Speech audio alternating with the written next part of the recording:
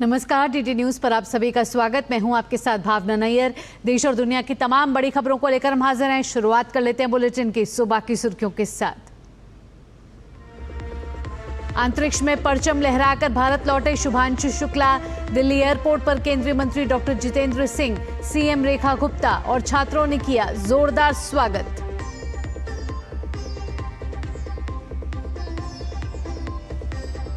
प्रधानमंत्री नरेंद्र मोदी आज 11,000 करोड़ रुपए की संयुक्त लागत वाली 2 प्रमुख राष्ट्रीय राजमार्ग परियोजनाओं का करेंगे उद्घाटन। परियोजना में द्वारका एक्सप्रेसवे का दिल्ली खंड शामिल।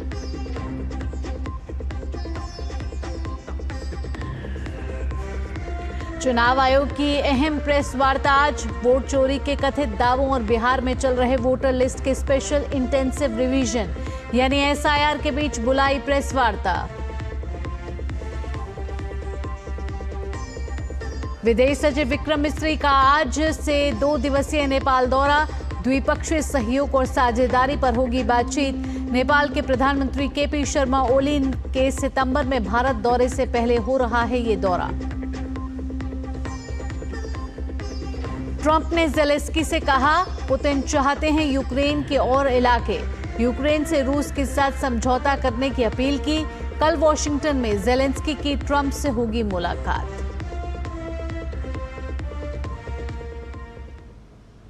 और सुबह के इस बुलेटिन की शुरुआत सबसे बड़ी खबर के साथ। अंतरिक्ष में परचम लहराने के बाद वायुसेना के ग्रुप कैप्टन शुभांशु शुक्ला आज तड़के पहली बार भारत पहुंचे हैं। दिल्ली के इंदिरा गांधी इंटरनेशनल एयरपोर्ट पहुंचने पर केंद्रीय राज्य मंत्री जितेंद्र सिंह, दिल्ली के मुख्यमंत्री रेखा गुप्ता और इसरो के अध्यक्ष वी नारायण ने उनका स्वागत किया है। और इस दौरान शुभांशु शुक्ला का परिवार भी दिल्ली एयरपोर्ट पर मौजूद था। साथ ही छात्रों समेत बड़ी संख्या में लोगों ने शुभांशु शुक्ला का जोरदार स्वागत किया है। शुभांशु शुक्ला, आपको बता दें, अमेरिका के टेक्सास से नई दिल्ली पहुंचे हैं। स्वदेश वापसी के तुरंत बाद उनके प्रधानमंत्री नरेंद्र मोदी से मिलने और आईएसएस में अपने यादगार अनुभवों और प्रयोगों को उनके साथ साझा करने की उम्मीद जताई जा रही है। नई दिल्ली के बाद वे अपने गृहनगर लखनऊ जाएंगे। तो स्वदेश लौट चुके हैं भारतीय वायुसेना के ग्रुप कैप्टन शुभांशु शुक्ला। 15 जुलाई को पृथ्वी पर वापसी की थी और अब नई दिल्ली पहुंचे हैं और ये आप उनकी क्रू मेंबर्स की फोटो देख रहे हैं। शुभांशु शुक्ला का जोरदार स्वागत दिल्ली पहुंचने पर हुआ है। आपको बता दें कि शुभांशु शुक्ला ने एक्सियम 4 मिशन के दौरान आईएसएस में 18 दिन बिताए थे। कई वैज्ञानिक प्रयोगों की जानकारी शुभांशु शुक्ला ने आईएसएस से दी थी। कोई भारतीय पहली बार इस तरीके से इंटरनेशनल स्पेस स्टेशन यानी कि आईएसएस गया था। पूरी दुनिया में भारतीय ग्रुप कैप्टन शुभांशु शुक्ला ने लहराया था परचम। एक्सियम 4 मिशन के साथ जुड़े हुए थे। ये तस्वीरें आप देख रहे हैं कि जैसे ही शुभांशु शुक्ला दिल्ली आए, केंद्रीय मंत्री जितेंद्र सिंह, दिल्ली की मुख्यमंत्री रेखा गुप्ता, इसरो चीफ वी नारायण ने उनको बुके देकर उनका जोरदार स्वागत किया है। अब ये उम्मीद जताई जा रही है कि शुभांशु शुक्ला प्रधानमंत्री नरेंद्र मोदी से भी मुलाकात कर सकते हैं और मुलाकात में वे अपने आईएसएस में बिताए हुए अनुभवों, साथ ही साथ जो प्रयोग उन्होंने किए हैं उसके बारे में भी जानकारी दे सकते हैं। इसके बाद शुभांशु शुक्ला का अपने गृहनगर लखनऊ जाने का कार्यक्रम है। तो आज तड़के शुभांशु शुक्ला दिल्ली पहुंच चुके हैं, स्वदेश पहुंच चुके हैं। केंद्रीय मंत्री जितेंद्र सिंह ने शुभांशु के देश लौटने पर खुशी व्यक्त की है। जितेंद्र सिंह ने इस लम्हे को बेहद यादगार बताते हुए सोशल मीडिया पर उस पल का वीडियो साझा किया है। जितेंद्र सिंह ने लिखा कि भारत का अंतरिक्ष गौरव भारत की धरती पर छाया। मां भारती का सपूत शुभांशु शुक्ला दिल्ली पहुंच चुके हैं। शुभांशु के साथ कैप्टन प्रशांत बालकृष्णन नायर भी देश लौट चुके हैं। तो ये तस्वीरें जहां केंद्रीय मंत्री जितेंद्र सिंह ने भी सोशल मीडिया पर वो पल साझा किए जब शुभांशु शुक्ला स्वदेश लौटे और उनका भव्य स्वागत हुआ और एयरपोर्ट पर शुभांशु से मिलने और उनका स्वागत करने के लिए लोगों की भीड़ उमड़ पड़ी थी। ऐसे में लोग उत्साह के साथ शुभांशु शुक्ला से एक बार मिलना चाहते थे। धरती पर पूरे विश्व का पताका तिरंगा फहराने वाले भारत के द्वितीय अंतरिक्ष यात्री आज दिल्ली के इस यहाँ प्रांगण में आ रहे। मैं धन्यवाद कर दूं कपिल मिश्रा जी का कि उनका स्वागत करने का आप लोगों को मौका मिला और भारत का सीना चौड़ा कर दिया, पूरे विश्व के अंदर तिरंगा लहराकर और भारत का गौरव बढ़ाया है। मैं इसलिए आज उनका वेलकम करता हूँ, स्वागत और अभिनंदन करता हूँ शुक्ला जी का, जिन्होंने जो मान सम्मान बढ़ाया हमारे देश का, देश के दूसरे अंतरिक्ष यात्री बने हैं। और आज जूम जो है अन्ना देख रहे हैं, दिन के आज 2 बज रहे हैं, पर हम समय नहीं देख रहे, हम अपना देश का गौरव देख रहे हैं, हम देश का सम्मान देख रहे हैं और इसलिए आज मैदान में हम खड़े हैं। उन्होंने चांद पे भारत का तिरंगा लहराया है और 110 करोड़ जनता उनके स्वागत के लिए बिल्कुल तैयार है और हम चाहते हैं कि आत्मनिर्भर भारत जो नरेंद्र मोदी का सपना है उसमें से नया भारत कहीं ना कहीं आर्मी और ऐसे चीजों में जाए जो देश का कहीं ना कहीं नाम ऊंचा करने का काम करे। भारत माता की जय। राजधानी दिल्ली में हर रोज लाखों गाड़ियां सड़कों पर उतरती हैं। दफ्तर जाने वालों से लेकर छात्रों तक, कारोबारियों से लेकर माल ढोने वाले ट्रकों तक, हर किसी को जाम में फंसना पड़ता है। राजधानी को जाम से राहत दिलाने और सफर को और तेज और आसान बनाने के लिए सरकार लगातार प्रयास कर रही है और इसी कड़ी में प्रधानमंत्री नरेंद्र मोदी आज यहां 2 राष्ट्रीय राजमार्ग परियोजनाओं का उद्घाटन करने वाले हैं। पेश हमारी खास रिपोर्ट। दिल्ली की आउटर रिंग रोड, मुकरवा चौक और धौला कुआं पर ट्रैफिक की भीड़ से बचाएगा UER-2। 30 किलोमीटर का लंबा खंड GT Karnal road, Rohtak road से आने वाले लोगों को गुरुग्राम और दिल्ली एयरपोर्ट तक सीधी कनेक्टिविटी प्रदान करेगा। 5,580 करोड़ रुपए की लागत से बने इस 6 लेन वाली सड़क का उद्घाटन प्रधानमंत्री नरेंद्र मोदी रविवार को दोपहर 12:30 बजे रोहिणी सेक्टर 37 में आयोजित एक कार्यक्रम के दौरान करेंगे। मल्टी कनेक्टिविटी मॉडल पर ये परियोजनाएं विकसित की गई हैं, जिसमें कि कई टनल और अंडरपास जो है वो बनाए गए हैं। प्रधानमंत्री इस अवसर पर एक जनसमूह को भी संबोधित करेंगे। इन परियोजनाओं के पूरा होने के बाद से दिल्ली के लोगों को उम्मीद है कि अब जाम से राहत मिल सकेगी। अर्बन एक्सटेंशन रोड 2 दिल्ली से बहादुरगढ़ और सोनीपत तक सीधी पहुंच होगी। औद्योगिक संपर्क में सुधार होगा, शहरी यातायात कम होगा और NCR में माल की आवाजाही में तेजी आएगी। मल्टी मॉडल कनेक्टिविटी के तहत ही प्रधानमंत्री द्वारका एक्सप्रेस वे के 10.1 किलोमीटर लंबे खंड का भी उद्घाटन करेंगे। ये 5,360 करोड़ रुपए की लागत से बना है। ये खंड यशोभूमि, DMRC की ब्लू लाइन और ऑरेंज लाइन, बिजबासन रेलवे स्टेशन और द्वारका क्लस्टर बस डिपो की कनेक्टिविटी प्रदान करेगा। द्वारका एक्सप्रेसवे कुल 29 किलोमीटर लंबा है। मार्च महीने में प्रधानमंत्री ने इसके 19 किलोमीटर लंबे खंड का उद्घाटन किया था। द्वारका एक्सप्रेसवे का नवनिर्मित 10.1 किलोमीटर लंबा खंड एलिवेटेड है। ये दिल्ली द्वारका को गुरुग्राम से कनेक्ट करेगा। वहीं अर्बन एक्सटेंशन रोड 2 एक्सप्रेसवे से यशोभूमि पर आकर जुड़ेगी। इससे अलीपुर से सीधे गुरुग्राम तक बिना जाम के कनेक्टिविटी मिलेगी। अजीत द्विवेदी की रिपोर्ट, DD न्यूज, दिल्ली। तो दिल्ली को आज नई सौगात मिलने वाली है और प्रधानमंत्री नरेंद्र मोदी आज 2 राष्ट्रीय राजमार्ग परियोजनाओं का उद्घाटन करने वाले हैं। हमारे साथ संवाददाता दिल्ली से जुड़ चुके हैं अजीत द्विवेदी। आइए सीधा उनका रुख करेंगे। अजीत, आज दिल्ली को नई सौगात मिलने वाली है और प्रधानमंत्री नरेंद्र मोदी इससे पहले भी द्वारका आए हैं। आज 2 राष्ट्रीय राजमार्ग परियोजनाएं हैं, न सिर्फ ये कनेक्टिविटी को बढ़ावा देंगी, सुगम बनाने वाली, साथ ही साथ पर्यावरण की बात की जाए, ईंधन की बात की जाए तो उसकी भी खपत होने वाली है। क्यों इंजन की खपत इससे कम होगी और पर्यावरण को इससे फायदा मिलेगा? अजीत, बहुत बड़ी सौगात जो है आज मिल रही है। बिल्कुल बिल्कुल, देखिए बड़ी एक सौगात मिलने वाली दिल्ली और NCR के लोगों को, क्योंकि जिस तरीके से लगातार दिल्ली में ट्रैफिक का जो लोड है वो बढ़ रहा है और हम देख रहे हैं कि दिल्ली और NCR के बीच में बड़ी संख्या में लोग जो है जो दिल्ली से NCR और NCR से दिल्ली जो है आते जाते रहते हैं और उस समय कितना बड़ा जाम लगता है आप सोच सकते हैं। हमेशा खबरें आती रहती है कि भारी जाम के कारण लोगों को समस्याओं का सामना करना पड़ा।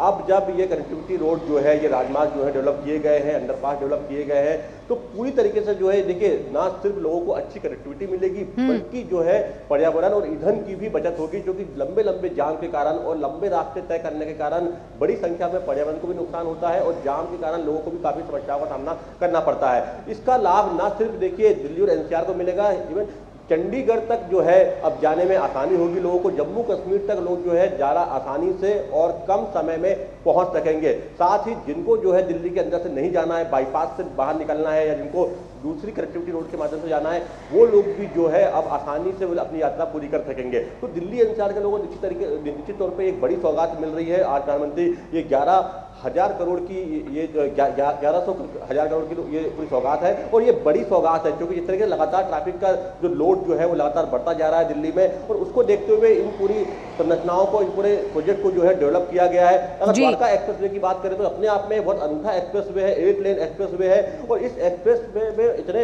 हाईटेक जो है इक्विपमेंट लगाए गए हैं कि पूरी तरीके से ऑटोमेशन में ये चलेगा और तमाम तरह की चीजें जो है इसमें इंस्टॉल की गई हैं। इसमें बात करें तो कैमरे लगाए गए हैं, हर 500 मीटर पे कैमरे लगाए गए हैं, ताकि पूरा यहाँ पे एआई से जनरेटेड जो है सिस्टम यहाँ पर लगाया गया है। पूरी मॉनिटरिंग जो है इसमें हाईटेक तरीके से की जाएगी। साथ ही कोई भी समस्या अगर होती है, किसी को अगर जरूरत पड़ती है तो द्वारका एक्सप्रेसवे में तुरंत उससे राहत भी पहुंचाई जा सकेगी। साथ ही 24 घंटे इसको मॉनिटर किया जाएगा और एनएचएआई के साथ साथ जो है अन्य बॉडी जो है उसको वो भी मॉनिटर कर सकेगी। साथ ही इन्फोर्समेंट की भी कार्रवाई की जा सकेगी, यानी कोई अगर समस्या होती है या कोई दुर्घटना होती है या कोई कुछ वायलेशन करता है रूल्स का, तो वो भी इसके माध्यम से तुरंत जो है कैमरे के माध्यम से तमाम चीजें जो है वो आगे बढ़ सकेंगी। तो ये एक अपने आप में बड़ा प्रोजेक्ट है। इस तरीके से लगातार दिल्ली और एनसीआर के लोगों को जाम का सामना करना पड़ता था या कनेक्टिविटी के लिए परेशान होना पड़ता था, या फिर दिल्ली के आसपास के जो इलाके हैं, जो राज्य हैं, वहां पर जाने के लिए काफी समस्याओं का सामना करना पड़ता था। वो समस्याएं काफी हद तक अब हल होने वाली है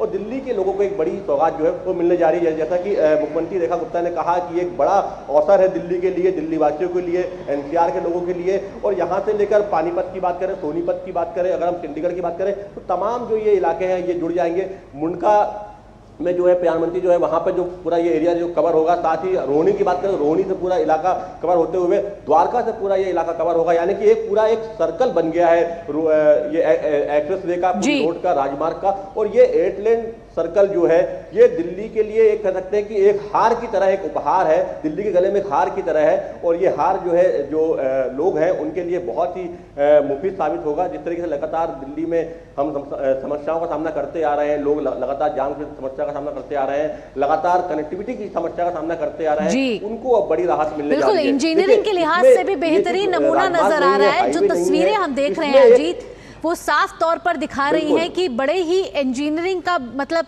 एक नायाब नमूना है यहाँ पर, क्योंकि कई नई चीज़ें इसमें इस्तेमाल की गई हैं। और साथ ही साथ आज जब प्रधानमंत्री नरेंद्र मोदी इसका उद्घाटन करेंगे तो देशवासियों को, दिल्ली वासियों को एक बड़ी राहत जाम से यहाँ मिलने वाली है, क्योंकि जो सफ़र 1-1, 2-2 घंटे में पूरा होता था अब वो महज 20 मिनट में पूरा होगा। अजीत, फिलहाल तमाम जानकारियों के साथ आपका बहुत बहुत धन्यवाद। आगे भी आपसे अपडेट लेते रहेंगे। चलिए आगे बढ़ते। भारतीय जनता पार्टी ने अपने संसदीय बोर्ड की आज एक अहम महत्वपूर्ण बैठक बुलाई है। जानकारी के अनुसार ये बैठक आज शाम को होने वाली है।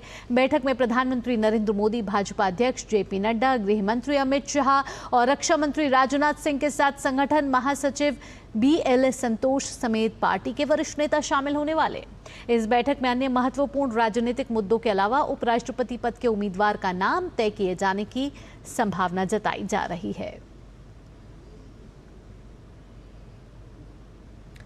तो दिल्ली से हमारे संवाददाता शैलेंद्र मिश्र हमारे साथ जुड़ गए हैं। शैलेंद्र का रुख करेंगे। शैलेंद्र, क्या है इस संसदीय बोर्ड बैठक का मुख्य उद्देश्य?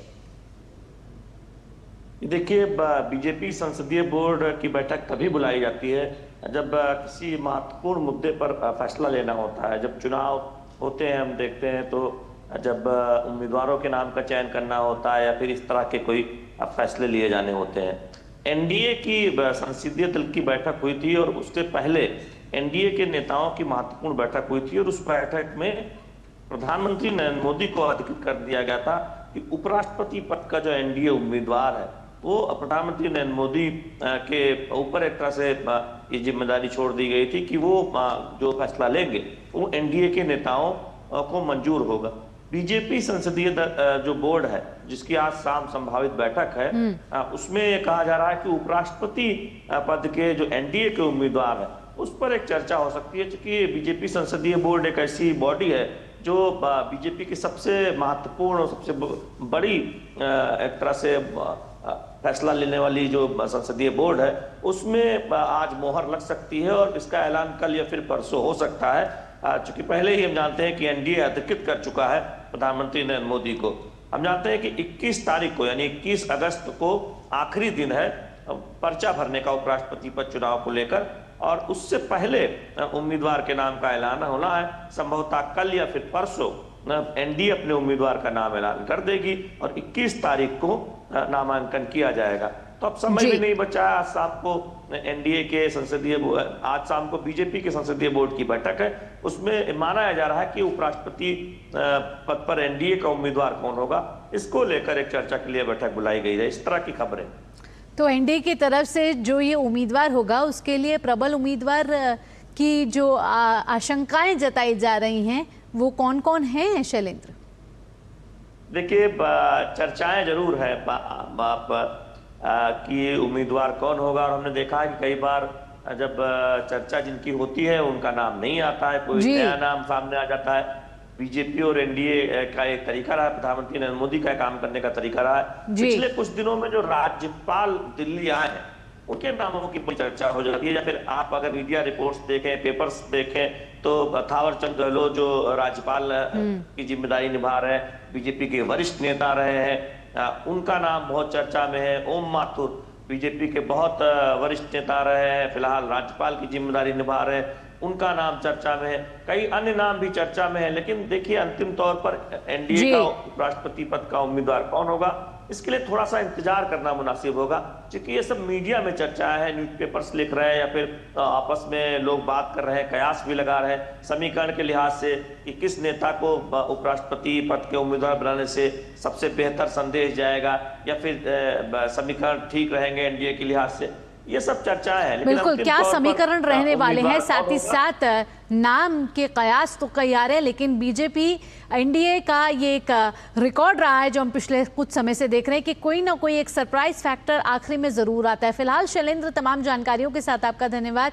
हमें वेट एंड वॉच करना होगा कि जब आज संसदीय बोर्ड की बैठक होगी तो उपराष्ट्रपति चुनाव के लिए जो प्रबल उम्मीदवार है एनडीए की तरफ से वो कौन हो सकता है। यहाँ रुक रहे एक छोटे से ब्रेक के लिए, जल्द हाजिर होते हैं, खबरें और भी हैं।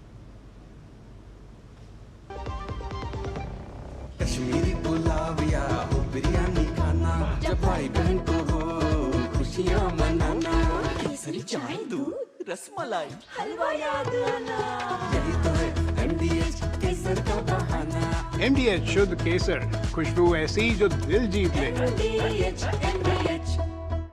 दीदी नौकरी लग गई। अरे वाह, बधाई हो। तो अब तो ढेर सारी शॉपिंग। हाँ दी, नया मोबाइल। अरे रुको शहजादे, सैलरी से पहले खर्चे। इंस्टेंट लोन भी तो मिलता है। पहले बजट बनाना सीखो, फिर खर्च करो। पर दी, देखो, कमाई का एक हिस्सा हमेशा बचाना चाहिए, लेकिन पार्टी देने से नहीं बचोगे तुम। हाँ दी, पार्टी मेरी, बजट तुम्हारा। अच्छा। आरबीआई कहता है, सही वित्तीय बर्ताव करे आपका बचाव। ब्रेक के बाद आपका स्वागत है। भारत निर्वाचन आयोग आज नई दिल्ली स्थित नेशनल मीडिया सेंटर में एक प्रेस वार्ता करेगा। इलेक्शन कमीशन के अधिकारियों द्वारा चुनाव कार्यक्रम की घोषणा के अलावा अन्य किसी मुद्दे पर प्रेस कॉन्फ्रेंस आयोजित करना असामान्य बात है। ईसीआई ने अपनी प्रेस कॉन्फ्रेंस का विषय अभी तक स्पष्ट नहीं किया है। हालांकि कयास लगाए जा रहे हैं कि आयोग बिहार में मतदाता सूची विशेष गहन पुनरीक्षण को लेकर विपक्षी दलों के लगातार विरोध का सिलसिलेवार ढंग से जवाब दे सकता है। बिहार एसआईआर प्रक्रिया शुरू होने के बाद चुनाव आयोग की ये पहली प्रेस वार्ता है। चुनाव आयोग ने एक प्रेस नोट जारी कर कहा है कि शुद्ध मतदाता सूचियां लोकतंत्र को मजबूत बनाती हैं। मतदाता सूची तैयार करने के प्रत्येक चरण में राजनीतिक दलों की भागीदारी और मतदाताओं और राजनीतिक दलों को त्रुटियों को सुधारने के लिए उचित समय और अवसर दिया जाता है। प्रेस नोट में यह भी कहा गया है कि मसौदा मतदाता सूची के प्रकाशन के बाद उसकी डिजिटल और फिजिकल कॉपियां सभी राजनीतिक दलों के साथ साझा की जाती हैं और सभी के देखने के लिए ईसीआई वेबसाइट पर डाल दी जाती है। मसौदा मतदाता सूची के प्रकाशन के बाद अंतिम मतदाता सूची प्रकाशित होने से पहले दावे और आपत्तियां दाखिल करने के लिए मतदाताओं और राजनीतिक दलों के पास पूरे 1 महीने का समय उपलब्ध होता है।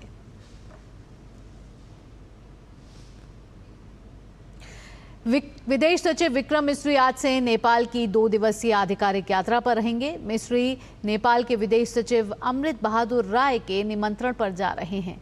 दोनों देशों के बीच सचिव स्तरीय बैठक में सीमा सुरक्षा, हवाई उड़ानों, ऊर्जा क्षेत्र आदि क्षेत्रों में सहयोग बढ़ाने के मुद्दों पर चर्चा होने की उम्मीद है। विदेश सचिव का यह दौरा नेपाल के प्रधानमंत्री केपी शर्मा ओली की सितंबर में होने वाली भारत यात्रा से पहले हो रही है। भारत अपनी पड़ोसी प्रथम नीति के तहत नेपाल के साथ अपने संबंधों को उच्च प्राथमिकता देता है।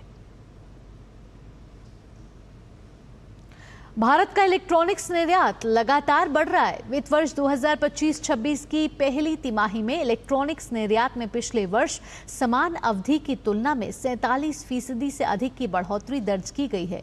जहां बीते वित्त वर्ष की पहली तिमाही में इलेक्ट्रॉनिक्स निर्यात 8.43 अरब डॉलर रहा था, वहीं चालू वित्त वर्ष की पहली तिमाही में यह निर्यात बढ़कर 12.4 अरब डॉलर हो गया। इसकी जानकारी केंद्रीय वाणिज्य एवं उद्योग मंत्री पीयूष गोयल ने अपने सोशल मीडिया प्लेटफॉर्म एक्स के जरिए दी। केंद्रीय मंत्री ने कहा कि यह मेक इन इंडिया की एक सुखद सफलता की कहानी है, जिसने देश में इलेक्ट्रॉनिक्स उत्पादन को अभूतपूर्व ऊंचाइयों तक पहुंचाया है। वर्ष 2014-15 में जहां इलेक्ट्रॉनिक्स उत्पादन मात्र 31 अरब डॉलर था, वहीं यह अब बढ़कर 133 अरब डॉलर तक पहुंच गया है। इस एक दशक की यात्रा भारत के आत्मनिर्भर बनने की दिशा में एक बड़ा कदम रही है। पीयूष गोयल ने कहा कि सरकार ने विनिर्माण क्षेत्र में भारत को आत्मनिर्भर बनाने के लिए कई प्रयास किए हैं। परिणाम स्वरूप 2014 में हमारे पास केवल 2 मोबाइल विनिर्माण इकाइयां थीं, जो आज बढ़कर 300 से अधिक हो गई हैं। उन्होंने कहा कि हमारा देश एक समय पर मोबाइल आयातक हुआ करता था, लेकिन आज हम दुनिया के दूसरे सबसे बड़े मोबाइल फोन निर्माता बन चुके हैं। केंद्रीय मंत्री ने कहा कि इलेक्ट्रॉनिक्स क्षेत्र में रोजगार के बड़े अवसर पैदा किए गए हैं। Solar modules, networking devices, charger adapters और अन्य इलेक्ट्रॉनिक्स पुर्जों जैसे उत्पादों ने भी भारत के निर्यात को मजबूती देने में अहम भूमिका निभाई है। मुंबई समेत महाराष्ट्र के कई हिस्सों में लगातार बारिश जारी है, जिसकी वजह से कई इलाकों में जल भराव हो गया है और लोगों को काफी परेशानियों का सामना करना पड़ रहा है। मौसम विभाग ने महाराष्ट्र में अगले 7 दिन तक अत्यधिक भारी बारिश होने की आशंका जताई है। आईएमडी ने मुंबई वासियों को अनावश्यक यात्रा न करने और बाहर निकलते समय सावधानी बरतने की सलाह दी है। पुलिस को हाई अलर्ट पर रहने के निर्देश दिए गए हैं। वहीं कोंकण और मध्य महाराष्ट्र के कुछ इलाकों में भी अत्यधिक भारी बारिश की चेतावनी है। मराठवाड़ा में कुछ स्थानों पर भारी बारिश की संभावना है। साथ ही बिजली गिरने और 40 से 50 किलोमीटर प्रति घंटा तेज हवाएं चलने की भी संभावना है। जम्मू कश्मीर के कठुआ जिले में दुग्गन गांव के गरीब परिवार में भारतीय सेना ने खुशियां बिखेर दी हैं। कटे होंठ और तालू के साथ जन्मे बच्चे की 3 साल की उम्र में सर्जरी कराई गई, लेकिन इससे उसे आवास नहीं मिल पाई है। इस बीच परिवार की मुलाकात सेना के चिकित्सक से हुई। उन्होंने जांच की तो पाया कि बच्चा बोल सकता है, लेकिन गांव के आसपास जरूरी सुविधा न होने से चिकित्सक ने स्पीच थेरेपी सीखी और बच्चे को बोलना सिखाया। अब 8 साल की उम्र में बच्चे ने बोलना शुरू किया तो घर वालों के चेहरे पर मुस्कान आ गई। बहुत मुश्किल गाल और खंडा था, गाल था ना ऊपर, दूध पीता था, नक में निकल के बाहर आऊंगा। बहुत दुख होया था यार, ये बच्चा ठीक नहीं हो सकता। आइए अंतर्राष्ट्रीय खबरों का रुख कर लेते हैं। रूस यूक्रेन संघर्ष को खत्म करने के लिए ट्रंप और पुतिन की अहम बैठक के बाद अब अमेरिकी राष्ट्रपति का बड़ा बयान सामने आया है। डोनाल्ड ट्रंप ने यूक्रेन के राष्ट्रपति वोलोडिमिर ज़ेलेंस्की से कहा है कि पुतिन ने डोनेट्स्क क्षेत्र को रूस को सौंपने की मांग की है। अगर यूक्रेन ऐसा करता है तो रूस संघर्ष को वहीं रोकने को तैयार है। हालांकि ज़ेलेंस्की ने इस मांग को सिरे से खारिज कर दिया है। वहीं ट्रंप ने कहा है कि यूक्रेन को रूस के साथ युद्ध खत्म करने के लिए समझौता कर लेना चाहिए, क्योंकि रूस एक बहुत बड़ी ताकत है। ट्रंप ने यह भी कहा कि युद्ध विराम की बजाय पुतिन की प्राथमिकता व्यापक शांति समझौता है। वहीं कल वॉशिंगटन में ज़ेलेंस्की का डोनाल्ड ट्रंप से मुलाकात करने का कार्यक्रम है। आगे बढ़ेंगे। रूस के राष्ट्रपति व्लादिमीर पुतिन ने कहा कि अमेरिका में नए प्रशासन के सत्ता में आने के बाद से द्विपक्षीय गैस व्यापार में 20% की वृद्धि हुई है। उन्होंने कहा कि अमेरिका और रूस के निवेश और कई क्षेत्रों में व्यावसायिक सहयोग के लिए अपार संभावनाएं हैं। Incidentally, when the new administration came to power, bilateral trade started to grow. It's still very symbolic. Still, we have a growth of 20%. As I've said, we have a lot of dimensions for joint work. It is clear that the U.S. and Russian investment and business cooperation has tremendous potential. Russia and the U.S. can offer each other so much in trade, digital, high-tech, and in space exploration. We see that Arctic cooperation is also very possible. Germany के chancellor Friedrich Merz ने शनिवार को कहा कि America Ukraine के लिए सुरक्षा guarantee का हिस्सा बनने के लिए तैयार है।